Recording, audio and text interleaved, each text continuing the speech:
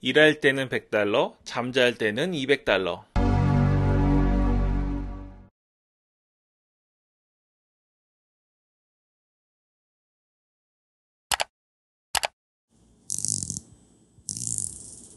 네, 안녕하세요. 이사양 잡수입니다. 오늘은 그 광고 클릭에 대한 내용을 좀 말씀드릴게요. 열심히 이제 글도 쓰고 이것저것 하시긴 하는데요. 우리가 블로그를 하면서 이게 블로그의 종류나 또 검색 엔진에 따라서 바로바로 결과가 나오지 않는 경우들이 있기 때문에 어떤 방식으로 광고가 눌리는지에 대한 것을 조금 이해를 하셔야 불안감을 덜 갖고 하실 수 있습니다. 제가 아마 썸네일이나 제목에서 그런 이야기를 했을 건데요. 사람들이 광고를 왜 누르는지를 생각하셔야 됩니다. 내 광고를 정말 누를까? 제가 자꾸 본인 블로그, 티스토리 블로그 들어가 보지 말라고 말씀드리는데도 불구하고 자꾸 들어가서 보시잖아요. 근데 그 광고를 보고 있으면 어떤 생각이 드시냐면 나는 왜 이런 광고밖에 안 뜨지? 이 광고를 사람들이 보고 누를까? 아니 이거 글 써가지고 내가 오늘 쓴 거 1000명도 안 들어오는데 100명도 안 들어오는데 10명도 안 들어오는데 간절히 보고만 있지만 그 겨우겨우 들어오는 10명, 50명도 이런 광고를 보고 누를까? 이런 생각을 자꾸 하십니다. 근데 거기까지만 생각하시면 힘이 쭉 빠져요. 왜냐면 광고는 그렇게 작동하는 게 아닙니다. 자, 내 블로그에 실린 광고들을 사람들이 누를까라는 고민을 하시면서 보신 적도 있지만 간혹 어떨 때는 내 블로그 상태를 점검하시다가 나도 눌러보고 싶은 광고를 본 적이 있으실 겁니다. 그렇죠. 그래서 홀려가지고 누를 뻔한 적이 있으실 거예요. 근데 절대 안 누르셨겠죠. 블로그 처음 시작하시면 클릭할 때마다 수익이 올라가니까 내 거 막 누르다가 계정 정지 당하고 그거는 이제 옛날 얘기고 지금 블로그를 해오신 분들은 자기도 모르게 누를 뻔한 광고를 안 누른 것에 대해서 가슴을 쓸어내린 적이 있으실 겁니다. 저도 그런 적이 있어요. 실제로 누르고 그 안에 있는 정보도 없고 혹시 뭐 판매까지 이어질 수 있을 정도로 관심이 있는 광고가 있었는데도 못 눌렀죠. 그리고 다른 데서 그런 광고를 찾아본 적이 있었던 것 같습니다. 그거 왜 그럴까요? 우리가 찾지 않으면 내 마음에 꼭 드는 광고가 꼭 눈에 띕니다. 여기서 한 가지 알 수 있는 거는 누르고 싶은 광고를 눌렀을 때 게재 제한이나 계정 정지와 거리가 멀고 실제로 광고 단가도 올라가고 수익도 발생하는 겁니다. 자, 우리도 예상치 못할 때 전혀 그런 마음을 갖고 있지 않는 방심할 때 그런 게 뜨는 것이 바로 구글에서 하는 겁니다. 광고는 누가 누르는 거냐면 그 광고에 관심이 있는 사람이 누르는 겁니다. 내가 지금 아파트를 이사 가야 돼요. 그리고 좀 여유 자금도 있고 조금이라도 좀 더 혜택이 있으면 들어가 보려고 합니다. 근데 광고가 되게 유명한 힐스테이트 광고가 떴어요. 그러면 누르시겠습니까? 우린 경험이 없으니까 잘 안 누르는데 실제로 그런 거에 관심이 있으신 분들은 누르는 겁니다. 기존의 SKT나 KT나 LG 이런 곳에서 통신사를 이용하시다가 알뜰폰 통신사로 이동하기로 마음먹고 있어요. 근데 비슷한 것 같아도 잘 모릅니다. 이것저것 검색해 볼 거예요. 처음에 생소해서. 그러다가 티스토리 블로그나 다른 블로그를 보는데 알뜰폰 관련된 광고가 뜨는 거예요. 그럼 누를까요?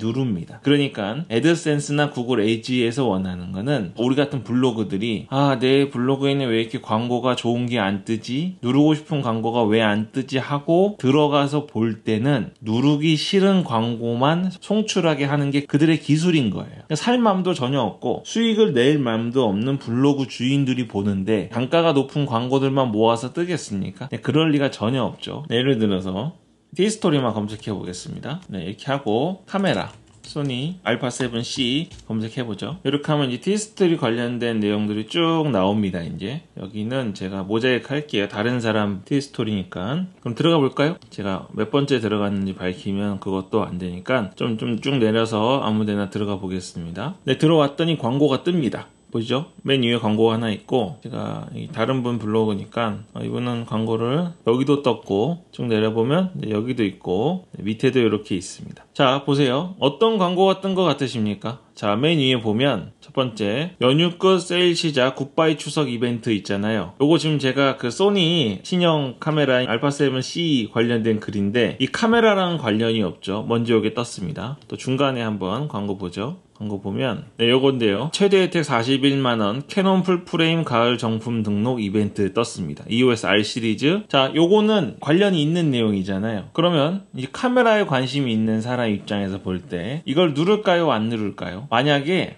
전 캐논 유저긴 한데 캐논을 쓰다가 동영상 촬영으로 가다 보니까 요즘에 소니가 동영상 촬영은 최고거든요. 소니로 넘어갈 생각이 있는 거예요. 그러면 요거 안 누를 가능성이 큽니다. 그런데 스마트폰으로만 촬영을 하다가 부족함을 느껴서 DSLR이나 미러리스로 촬영을 하고 싶은 생각이 들은 겁니다. 그리고 이제 4K로 찍어야 되는지 왜 찍어야 되는지 정확히 모르고 60프레임으로 찍어야 되는지 120프레임으로 찍어야 되는지 숫자만 높으면 좋으는지 그런 거 잘 몰라요. 그냥 소니가 좋다는 얘기만 들은 적이 있어서 찾아본 겁니다. 근데 아직 모델이 결정하지 않은 상태에서 캐논 카메라 뭔가 혜택이 있다는 광고가 있으면 누르겠죠.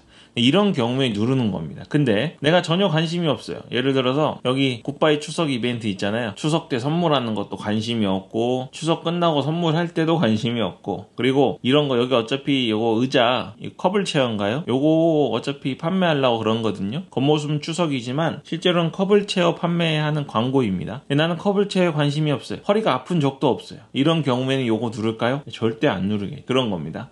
자, 제가 하나만 들어와서 보여드렸는데요. 여기서 몇 가지 알 수 있는 게 있습니다. 먼저 애드센스 광고는 두 가지로 작동이 됩니다. 첫 번째는 문맥 광고, 그리고 또 하나는 맞춤 광고이죠. 문맥 광고는 그 글과 관련이 있는 광고가 들어오는 거예요. 그래서 그 글과 관련된 광고가 이렇게 뜹니다. 그러면 당연히 뭐가 높아져요? 클릭률이 높아지겠죠. 광고를 사람들이 눌러주면 돈이 올라가니까 우리 입장에서 말한 거고, 구글 에이즈 입장에서 말하면 타겟팅이 가장 잘 되는 글이 주제가 있는 글입니다. 그래서 저도 그렇고 흔히 블로그를 오래 하신 분들이 권장하는 것 중 하나가 주제가 있는 글을 쓰라고, 혹은 단가가 높은 광고와 관련 있는 글을 쓰라고 말하는 거는 문맥 광고를 용이하게 하기 위해서 구글 에이지가 볼 때, 혹은 광고주가 좋아하는 글, 카메라를 찾던 사람이 소니를 찾다가 캐논 거를 사게끔 캐논 광고주가 좋아하게끔 문맥 광고 타겟팅을 할 수 있도록 도움을 주라는 이야기입니다. 그래서 주제가 있는 글이 혹은 광고를 생각하고 쓰는 포스팅이 중요한 거예요. 또 한 가지는 아까 맞춤 광고라 그랬잖아요.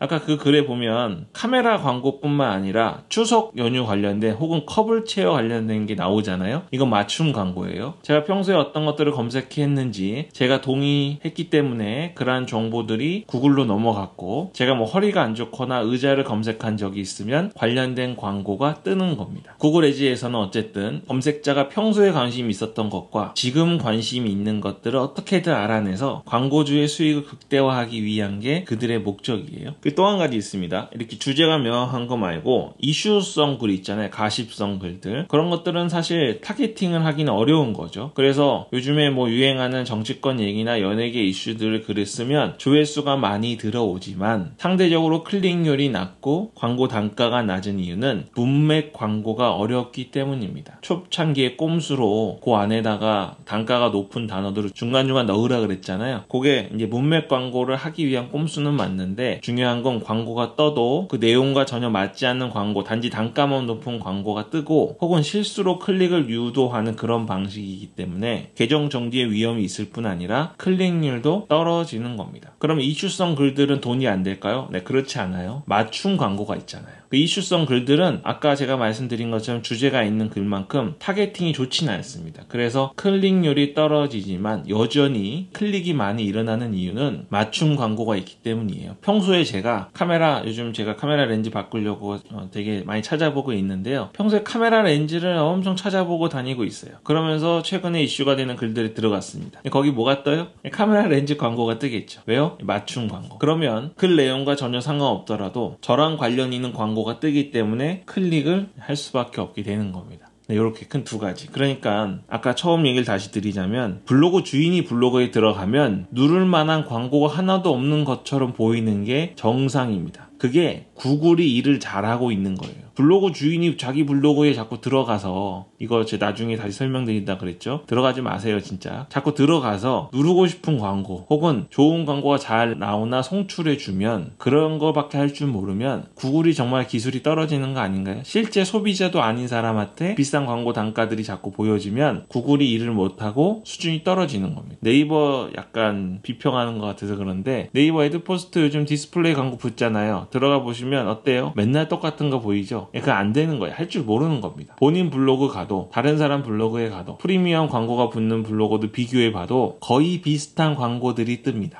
여기 가도 보이고 저기 가도 보이는, 나랑 완벽하게 타겟팅이 안 되는 광고의 클릭률이 높을까요? 안 높겠죠. 클릭률이 높지 않은 광고가 수익이 높을까요? 안 높아요. 그래서 2만, 3만, 1방 5만 되는 인플루언서들이 벌어들이는 돈이 고작 한 달에 200만원 정도밖에 안 되는 겁니다. 어쨌든 우리가 우리 블로그에 들어가 봤을 때 쓸데없는 광고만 있는 것 같은 거는 적어도 구글이 일을 잘하고 있다는 반증으로 생각하시면 됩니다. 자, 마지막이에요. 문맥 광고와 맞춤 광고로 하는데요. 이 문맥도 안 맞고 맞춤도 맞추기 어려운 글들이 있어요. 이런 글들 특히 어디서 나오냐면 내 쿠키 정보를 제한하는 기술들이 점점 늘어나고 있죠. 특히 크롬 같은 데서는 완전히 차단도 하는 기능들이, 확장 프로그램들이 무료와 유료로 계속 알려지고 있잖아요. 또 한 가지는 최근에 애플이요 15 버전을 업데이트했습니다. 여기에 얼마나 어마무시한 기능이 들어있냐면 아이클라우드 플러스라는 기능이 들어왔는데요. 이 아이클라우드가 완전히 나의 개인정보, 이메일을 비롯해서 내 핸드폰이나 태블릿 기기에서 나간 모든 정보를 완벽하게 차단할 수 있는, 애플한테도 제공하지 않는 그런 기능을 넣어버렸습니다. 이거 넣으면 이제 구글에서 우리 정보 절대 막을 수 없죠. 물론 이런 기능을 사용하면 약간의 제한이 생기기 때문에 당장은 대부분이 쓰지 않겠지만 점점 이런 기술들이 늘어나고 있는 실정입니다. 자, 이렇게 되면 뭐가 붙을까요? 우리 광고 중에서 광고 차단 관리하는 데 들어가시면 우리가 진짜 싫어하는 광고들이 있죠. 돈도 별로 안 높은 것 같고 내용도 별로 이상하고 이런 광고들. 이런 광고들은 광고주들이 보통 어떻게 광고를 내냐면 아무한테나 다 나가게, 키워드도 타겟팅이 안 돼 있고 그냥 이슈가 되는 키워드들을 다 넣어가지고 아무데나 뜨게 만듭니다. 그런 경우에는 그런 광고가 뜨는 거죠. 소위 말해서 클릭률도 없고 단가도 낮은 광고들이 뜨게 되는 겁니다. 이렇게 하시면 되고요. 한 가지 이제 추가로 말씀드리자면, 왜 내가 들어가면 다른 사람 티스토리 블로그에 들어가도 그렇고 왜 내가 들어가면 이렇게 비싼 광고가 내 눈에 안 보이지? 왜냐면 제가 저번에 영상에서 수익률이 엄청 좋은 키워드 찾는 법 알려드렸잖아요. 본인 애드센스 홈페이지 들어가서 확인할 수 있다 그랬는데, 아직 블로그 운영이 오래되지 않으신 분들은 자기 애드센스에 데이터가 없어서 다른 분 블로그에 가서 좀 보시라고 말씀드린 적이 있습니다. 잘 모르시면 그 영상 찾아보시고요. 그런데 다른 사람 블로그로 들어가 봐도 별로 이렇게 비싸 보이는 광고가 안 보여가지고 키워드를 못 찾는 겁니다. 그거 왜 그럴까요? 구글 애즈, 이제 제가 자꾸 한다고만 하고 안 해서 그런데, 구글 애즈 타겟팅 할 때요 소득으로 타겟팅을 하기도 합니다. 뭐 연소득 예를 들면 8천만 원 이상, 뭐 연소득 1억 이상 이런 식으로 타겟팅을 하기도 해요. 또 연령으로 타겟팅을 하기도 하고. 그러면 내가 보통 연령은 높이 잡겠죠? 30대 이상이나 뭐 30대에서 60대 이하 이렇게 잡는데, 그러면 내가 나이가 너무 어리거나, 그렇죠? 혹은 내 소득이 너무 낮거나 뭐 이런 경우에는 나한테는 안 보이는 겁니다. 왜냐면 나한테는 그 광고주가 그걸 보여줘봤자 돈이 안 된다고 생각하는 거죠. 뭐 이런 식이기 때문에 결론을 말씀드리자면, 내가 볼 때 광고를 누르지 않을 것처럼 느껴진다고 해서 안 누르는 게 아니라는 거. 그러니까 절대 불안해하지 마시라는 거예요. 우리가 애드센스를 하는 이유는요, 구글이 하기 때문에 하는 것도 있습니다. 이 광고 시스템을 알고리즘이 가장 많이 발전한 구글이라는 곳에서 운영하기 때문에 믿고 하는 경우도 있는 겁니다. 그러니까 제가 계속 말씀드리지만 우리가 해야 될 일은 글을 발행하시고 글을 잘 쓰시고 꼼수 부리지 마시고 어뷰징 하지 마시고 그렇게 하는 겁니다. 그리고 본인 블로그 들어가지 마시고 그렇게 해서 운영하시다 보면 광고는 내 눈에 보이지 않지만 구글 애즈에서 잘 운영을 합니다. 내 눈에 잘 안 보이는 게 구글 애즈가 잘하는 거예요. 내가 누군지 알아보고 있는 겁니다. 그렇게 생각하시고, 블로그를 오래 하신 분들은 다 동의하실 텐데 시간이 지나면 이 모든 게 평화로 다가옵니다. 마음이 평화로워져요. 온전하게. 뭐만 하면 돼?